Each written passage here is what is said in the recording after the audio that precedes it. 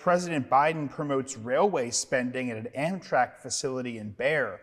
Plus, Delaware's school choice window is officially open, but there's some changes you're going to want to know about before you start the process.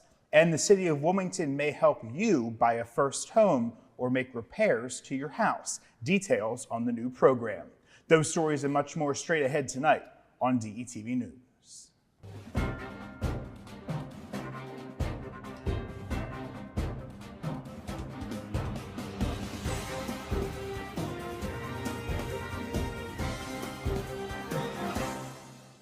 Good evening and welcome to DETV News. I'm Matt Ford. Thanks for being with us tonight. Making headlines today, President Joe Biden returned home here to Delaware and Amtrak on Monday to promote $16 billion for passenger rail projects expected to generate 100,000 union jobs. Speaking at the Amtrak maintenance facility in Bear, the president outlined federal investments for rail travel along the busiest Northeast corridor. When I talk about how Battery Northeast Corridor needs upgrades, you don't need to tell me. I've lived it. Biden is said to have racked up 2 million miles on Amtrak between Washington and Wilmington in his years as senator. The funding for the rail projects comes from nearly $1 trillion bipartisan infrastructure bill that Biden signed nearly 2 years ago. Amtrak will receive a total of around $66 billion in investments. And those of who dream of owning your first home or making much needed repairs to your current one may soon get some assistance from the city of Wilmington. Those who are income eligible could receive $15,000 to help with the purchase of a new home in the city or $10,000 for repairs to your existing home. $2 million is available for both programs in total, which were agreed to and funded by the administration and the City Council in the 2024 budget discussions. The Wilmington First Start Homebuyer Program will begin accepting applications on Monday, November 13th. To apply, homebuyers must call the city's customer service center, that's 311. Those outside city limits must call the number seen here on your screen. City officials set aside $500,000 for this program. The Wilmington Homeowners Repair Program is funded by roughly $1.7 million and will be distributed through 2 lotteries, one in December and one in March of 2024. City officials said roughly 85 homeowners will be selected in each lottery. To register, again, call 311 between December 1st and December 15th. The lottery will be held on December 20th. Details of the programs, including income eligibility charts, are available on the city's website. Switching gears now, police are looking for a man they say held up a liquor store at gunpoint down in Milford. The suspect, who police describe as a white man wearing dark clothing and sunglasses, demanded cash as he held a gun to an employee of the liquor stop. That's on South Rehoboth Boulevard. The robber left with an amount of cash. Police have been unable to find him, though. Anyone with information on this heist can contact Detective Hickman by calling 302-752-3856, or you can send a private Facebook message to the Delaware State Police. And a tradition in North Wilmington that dates back to at least the 1960s has been canceled. St. Helena's Church Parish Council made the decision to bring an end to the springtime carnival for good. Many say the increased crime is the cause. On the last night of the carnival earlier this year in 2023, a group of young people reportedly climbed the fence surrounding the carnival when they were discovered without wristbands denoting that they had paid admission. They were ejected for that. Officials said that a group walked over to a nearby Wawa and ransacked the store and threw items from the store at vehicles moving across Philadelphia Pike. Other churches around the diocese have also canceled their carnivals as well, but they continue to happen at St. Anthony's in Wilmington. The Italian Festival is, as you know, one of Delaware's most popular annual events, along with St. John the Beloved in Milltown and St. Joseph's in Middletown. In other news, Delaware's Government Ethics Agency has found Agriculture Secretary in violation of law for entering into a no-bid agreement with the Department of Agriculture employees to care for seized farm animals. The commission ruled that Michael Skews improperly paid over $90,000 to an employee for poultry care, violating laws against state employees assisting private enterprises and conducting themselves in a way that raises suspicion. His top deputy, Jimmy Croon, also violated state law by entering into a $10,000 agreement for pig care. While some allegations were dismissed, the commission noted collaboration among employees and the disregard of advice from Deputy Attorney General. Skews defended the action, citing a shortage of facilities for seized animals, but the commission found his emergency authority claims unpersuasive. Both officials are unlikely to face punishment beyond the commission's reports. And Delaware is facing a delicate balance between environmental preservation and energy accessibility. This was discussed in an informal meeting held Monday night. Proposed legislation aims to reduce gas-run car sales while promoting solar and wind energy for electricity. One meeting attendee expressed concerns about state-mandated renewable energy, emphasizing the importance of market rates. Public comments will influence the governor's council, whose recommendations will guide plans by the Department of Natural Resources and Environmental Control. House Bill number 99 sparked some controversy, blending environmental goals with potential impacts on electric bills and vehicles. Another attendee there advocated for local representatives' involvement rather than government mandates. DENREC assures public input is considered in updating the emergency plan, emphasizing the integration of climate and energy planning. Another meeting is scheduled down in Sussex County for next Wednesday at 5 p.m. That's going to be held at the Cheer Community Center in Georgetown. Monday marked the first day of Delaware's school choice window, allowing parents to file applications to send their children to a school outside of their neighborhood. The window will stay open through January 10th of 2024. Officials say there's about 25,000 applications submitted each year. Delaware now requires students to be registered in their district of residence before choice applications can be accepted. Even if a parent has no intention of sending their child to their assigned residential school, they still must go through the registration process. Delaware does not have a universal registration process, but it does have universal choice applications. Each district has a different online process, so parents, you must check the district's website for what you need to do. Some students who apply will get preference if they have a sibling in that same school or if they live within a 5-mile radius of the school that they're applying to. Families will be informed of a decision sometime in February of 2024 and will then have until March 15th to decide where their child will attend school next year. Schools that get more applications than they have seats usually start a wait list. This is because sometimes their accepted students choose another school. To apply to a district or charter school, visit the state's school choice portal. And many hunting seasons will open throughout the state in this month of November, including general firearm and shotgun deer, waterfowl, and small game. The popular deer season, also known as shotgun season, runs from Friday, November 10th, that's this Friday, through Sunday, November 19th. That was announced by the Delaware Department of Natural Resources and Environmental Control, also known as DENREC. More information on hunting licenses, the state waterfowl stamp, and dates for various animals is available at de.gov/hunting. And finally tonight, you can join our friends at DART in celebrating 26 years of partnership with the Delaware Food Bank for the annual Stuff the Bus Thanksgiving Food Drive. Bring non-perishable items to help DART achieve its goal of collecting 20 tons of food for Delawareans in need of assistance. More than 100,000 Delawareans, including 30,000 children, are food insecure. That's according to the Food Bank of Delaware. DART will be out at locations all week Tomorrow, they will be collecting from 9 a.m. to 4 p.m. at the ShopRite at the First State Plaza.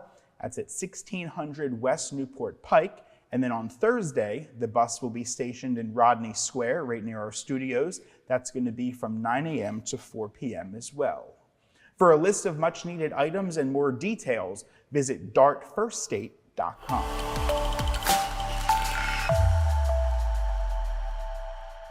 A 32-year-old Dover man has been sentenced to life plus 70 years for a brutal assault and murder.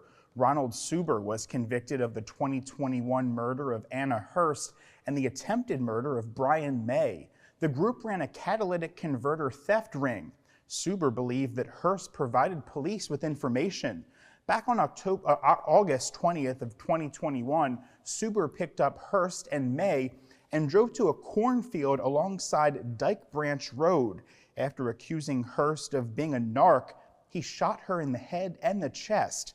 May was shot in the foot as he ran from the scene. Suber returned to Hurst and beat her to death with a tire iron.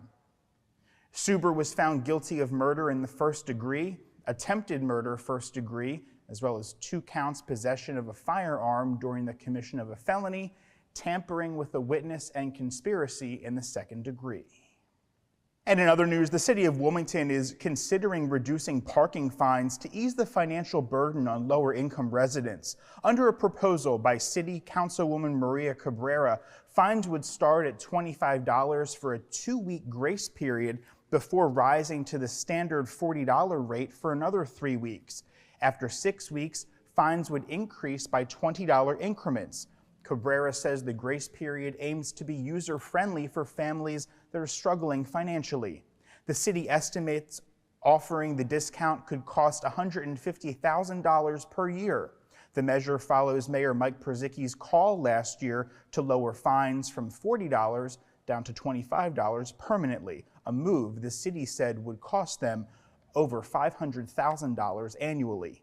The City Council has been examining fines and fees in a series of meetings. Cabrera argues many who don't pay the tickets are poor, not scofflaws. The discount proposal goes before the full council on November 16th.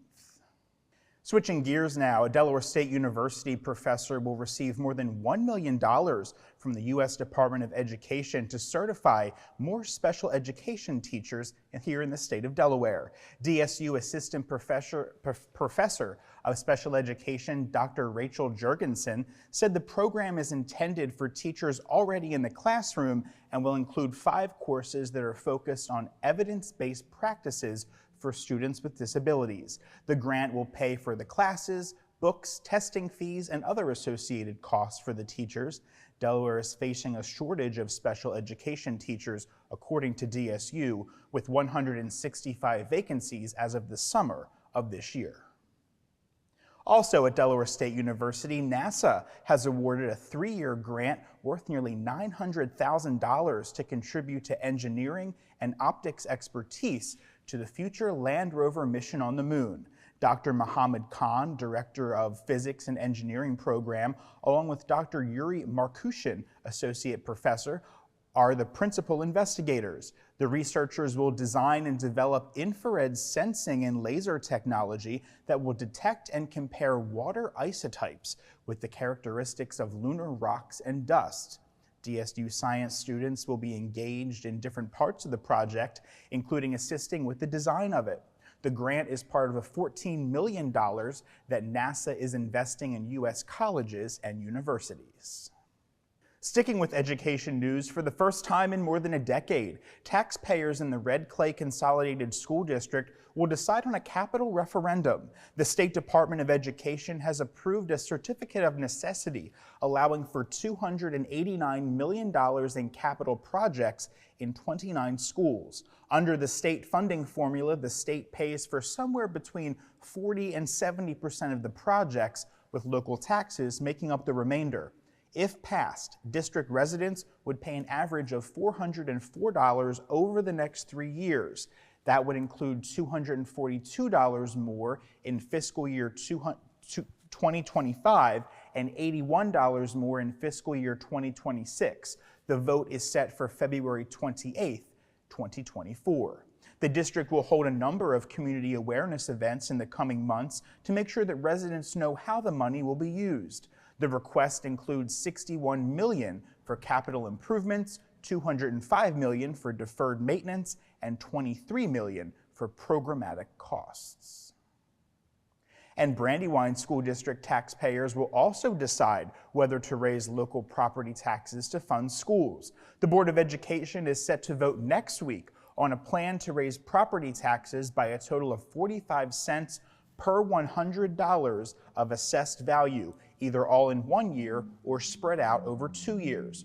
Brandywine's last operating referendum was held in 2016 when a 28-cent increase was approved. The new funding would allow the district to keep up with increased operating costs as the student population grows and deal with a worsening teacher shortage.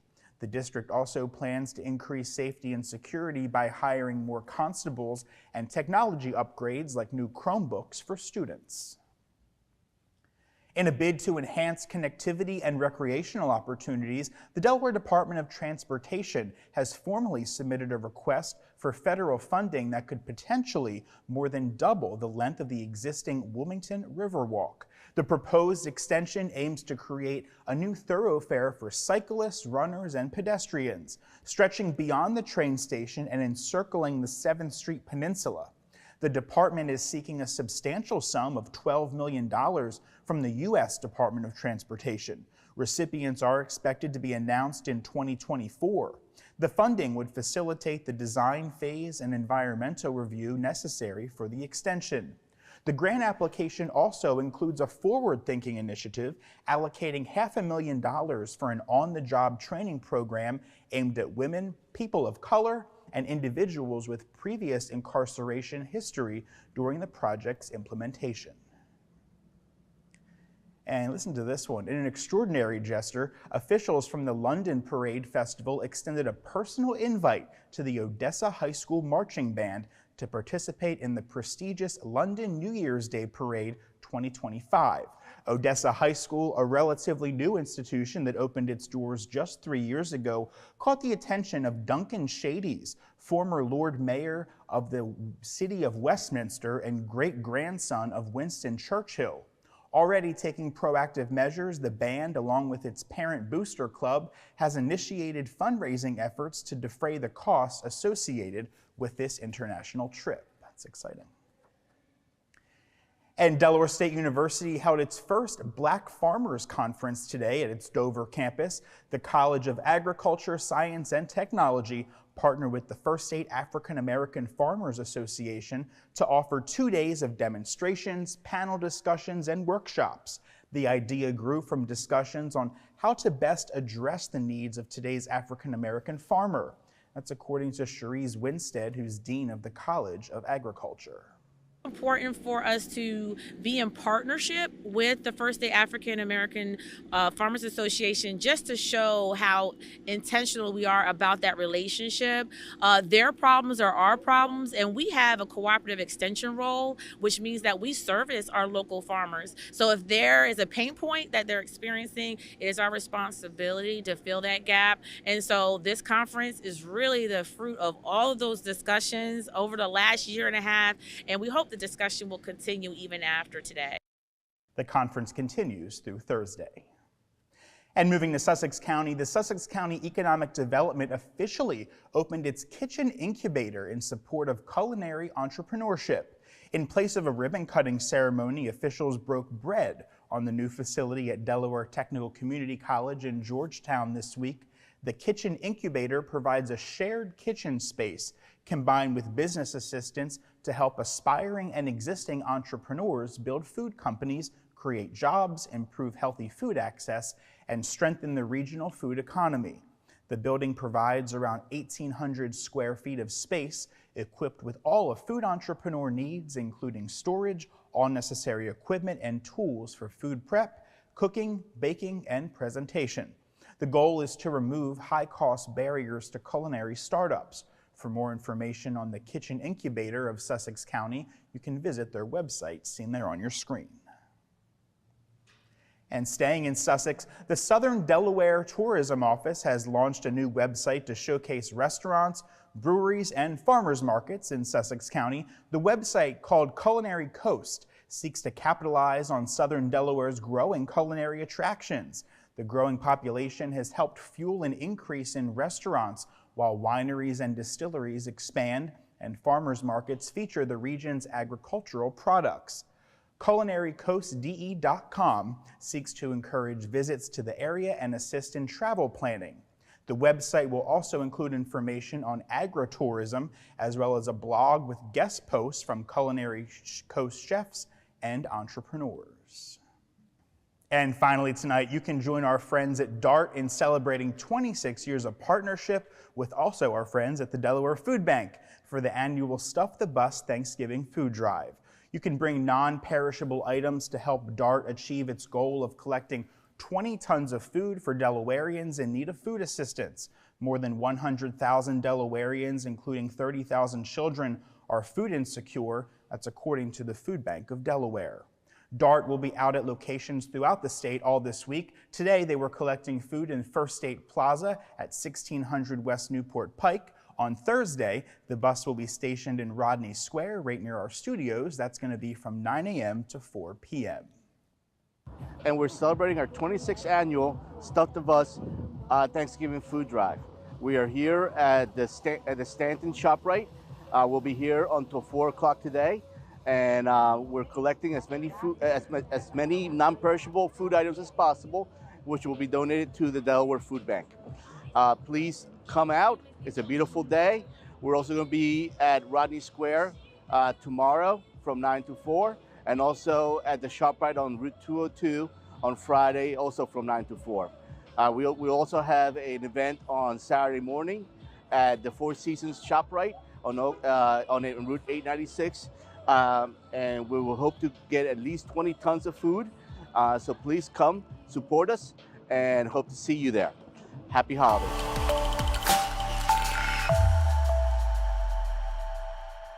Topping the news, Newcastle County Police say a Claymont man who was paid to help refugees raped several victims instead. Under arrest and charged with multiple counts of rape is 40-year-old Asdula Padres. According to police, the victims were part of a nonprofit resettlement program, and Padres was assigned to their cases. He reportedly asked several females on dates, made inappropriate comments, sent messages at inappropriate times, and showed up at homes unannounced. Investigators say when the victims refused, he would retaliate by not handing over needed documents and permits. Worse, police say he sexually assaulted multiple victims multiple times. Police fear there may be more victims in this case, so the investigation continues. Meanwhile, Padres is now behind bars in lieu of $275,000 cash bail. Moving to Sussex County, a 75-year-old Frankford woman is dead after her car struck a home yesterday. Police say the woman, who has not yet been identified, was driving on Route 113 when, for unknown reasons, her car went off the road and struck the side of the house. She was taken to an area hospital where she died from her injuries later that night. No one else was hurt. Police are asking anyone who witnessed the accident to call Delaware State Police or Crime Stoppers at the number on your screen. And police report another case of road rage, this time in Newark. Delaware State Police say 34-year-old Joseph Bartell used a BB gun to shoot out the window of a pickup truck. That truck was merging into a lane of a construction zone on South Chapel Street when it slightly hit the bumper of Bartell's SUV. According to police, that's when Bartell used a BB gun. Tonight, he faces charges of aggravated menacing, reckless endangering, and criminal mischief. He was arraigned on and released on an $8,000 unsecured bond. On a lighter note, Newcastle County Police brought smiles to the faces of little girls last night. The Princess Ball was held at the Waterfall Banquet Hall in Claymont. The girls arrived on a fancy party bus. It was a time for them to come dressed in their best and to be escorted into the hall by police officers who made each one feel like a special princess. A spokeswoman for the department called the magical night something the girls and the officers look forward to each year. So we are here today at the 2023 Police and Princess Ball. This will be our 5th annual, and we are here to celebrate the girls from our community and to build those lasting relationships with them, and to also establish some new relationships. The reason that we started this was because we know and understand that it's a little difficult to have a program for girls. Like, you know, a lot of times people are like, well, what do we do with girls? So we came up with this Police and Princess Ball. This year just happens to be a sneaker ball, so you'll see lots of girls with their sneakers on. And again, it's just a way for us to build those relationships with kids and make sure that it's positive and lasting. In other news, $3 million in federal funding is headed to Wilmington to help address the city's aging wastewater infrastructure. Mayor Mike Krzyzewski made the announcement, thanking President Biden and Delaware's congressional delegation for helping to secure the funds. The EPA grant will allow the city to improve and extend the life of the water system in the Prices Run area while reducing localized flooding. The stormwater and sewer system was originally built back in the early 1900s and is in need of repairs. Also in Wilmington, Mayor Krzyzewski and members of Newcastle County Chamber of Commerce attended a ribbon-cutting ceremony today. It took place at a warehouse for Golo, a health and wellness solutions company. The new facility on South Heald Street will be a distribution point for weight loss products, exercise equipment, and a new line of Golo's frozen meals. Legislative Hall in Dover is getting a makeover. The price tag, $122 million. The new renovations will include additions to the hall and a 350-car parking garage. The plan calls for a 3-story addition, a new public entrance, along with additional public meeting and staff places. The project is still on paper now, but completion is projected to be at the end of 2028. The Delaware State Fire Marshal's office is crediting a working smoke detector for alerting occupants of a house near Fenwick Island about a fire this morning. The fire on Mallard Drive was reported around 7 a.m. Arriving firefighters found smoke and flames coming from the 1-story building. Officials blamed an electrical malfunction for sparking the blaze. It caused about $85,000 in damages. There was a special sight to see on the Cape May Lewis Ferry today, a 13-foot tall bronze statue of Harriet Tubman, the woman who risked her own life by leading dozens of slaves to freedom. The so-called Beacon of Hope boarded the ferry on a giant trailer. Due to height restrictions, the outstretched arm of the statue that extends into a compass had to be temporarily removed. It was put back in place for the trip to Lewis. The statue is on a traveling tour marking locations related to the Underground Railroad. Delaware River and Bay officials say some escaped slaves used the Cape May Lighthouse as a guide as they rode across the bay seeking freedom. And don't forget to thank a vet for his or her service tomorrow. Veterans Day is more than a day off for many. The holiday is a time to honor all veterans and those who made the ultimate sacrifice in the armed services. Tomorrow, Delaware Technical and Community College will host a ceremony at its campus in Stanton beginning at 8 a.m. On Saturday, a Veterans Family Fun Day will be held from 9 to 1 at the Courageous Hearts Mental Health Clinic in Lincoln, while in Rehoboth Beach, an annual Veterans Day ceremony will take place at the bandstand beginning at 11 a.m. Speaking of Veterans Day, one elementary school paid tribute to veterans one day early. Students at Eisenberg Elementary School in the Colonial School District held a special program today. Children with relatives who are veterans invited them to the school to have breakfast. Superintendent Dr. Jeffrey Menzer personally thanked the vets for their service, as did State Representative Frank Cook. As the vets were escorted to the auditorium for a student-run assembly, they were greeted by other students who waved tiny American flags and pictures. It was all a heartwarming moment for the vets, who then listened to the chorus sing patriotic songs.